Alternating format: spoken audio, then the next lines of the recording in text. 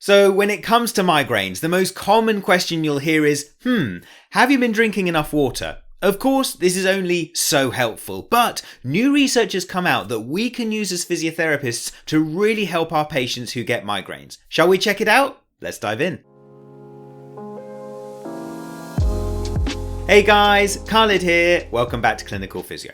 So, in 2019, a brilliant piece of research by Robley et al. Was published that helps us identify the key lifestyle factors that contribute to migraines and thus can be addressed by physiotherapists to help our patients. This research was based on SEEDS for Success, where the SEEDS acronym focuses on the key things that we need to address when it comes to migraines. So SEEDS stands for sleep, exercise, eat, diary, and stress. Let's start with sleep. So migraines are commonly accompanied by various sleep-related disorders such as sleep apnea and insomnia. And we know that inadequate sleep can be a real trigger for migraines. So what can we do to improve our sleep? First, sleep regularity. This is a big one. Set a regular bedtime and a regular wake-up time, making sure that you avoid naps during the day. Next, ensure your bedroom is conducive to sleep. It should be dark, cool, and quiet. And we should absolutely be avoiding screens such as TVs, mobile phones, and tablets in the bedroom before sleeping. Instead, try a relaxation technique before going to bed so we can get ourselves ready for it. And if you can't sleep for a while, leave your bed. Try and distract yourself before resetting and trying to sleep again. The key takeaway here is that it's not all about how many hours of sleep you get, it's about sleep quality and regularity. Next, E for exercise. So, a systematic review by Lemons et al., which included 5 randomized control trials and 1 non-randomized control trial, highlighted that patients can get a modest reduction in the amount of migraines they experience when they do exercise. It also pointed out that those who exercise to a higher intensity can have more significant improvements in the rate of migraines. So, how do we navigate exercise? First, begin with small, achievable goals, starting from as little as 5 minutes once a week.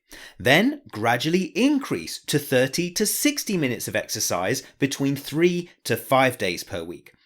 Choose activities you enjoy. There's no best exercise that works for everyone when it comes to migraines. And of course, if headaches impede exercise, consult your GP or family doctor about preventive and rescue treatments that you can use to get you back out there.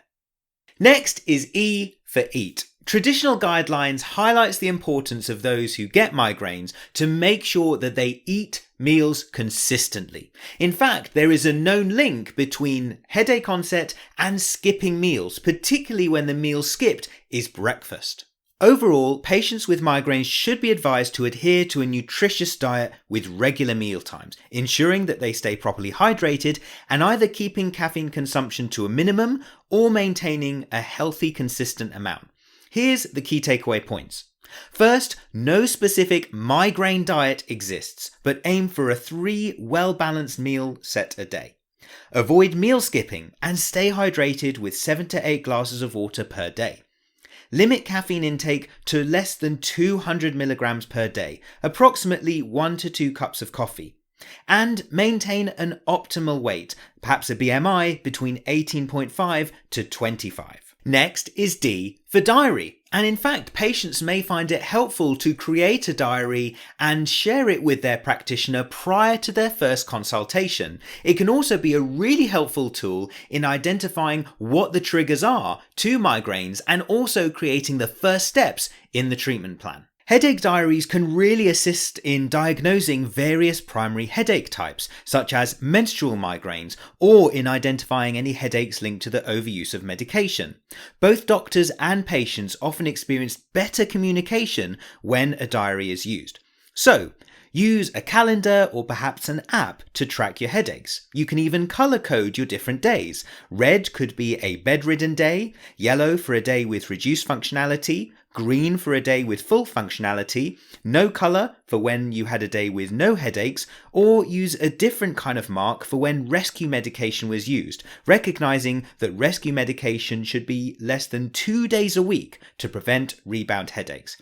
Bring this diary to every appointment you have. It can really help in working out the triggers and preventative measures for your migraines. Finally, S for stress. I'm sure that we can all appreciate that increased stress and increased anxiety can easily be a trigger for migraines. But also, we know that increased stress and anxiety can be present in conjunction with other lifestyle issues such as smoking, obesity, and a lack of exercise, combined with something like the overuse of medication. The good news is that strategies proven to manage stress and mood disorders such as cognitive behavioral therapy, biofeedback, mindfulness and relaxation methods are all really effective in managing migraines. Therefore, acknowledge that migraines are a genetic sensory disorder, with stress being something that can potentially exacerbate it. Consider learning and practicing stress management techniques such as cognitive behavioral therapy, mindfulness, biofeedback, and visualization or progressive muscle relaxation to try and help stress and anxiety.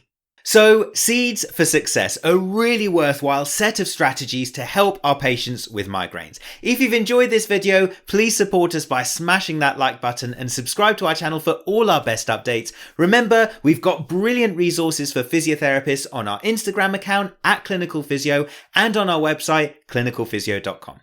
My name's Khalid. Thank you so much for watching. See you soon here on Clinical Physio.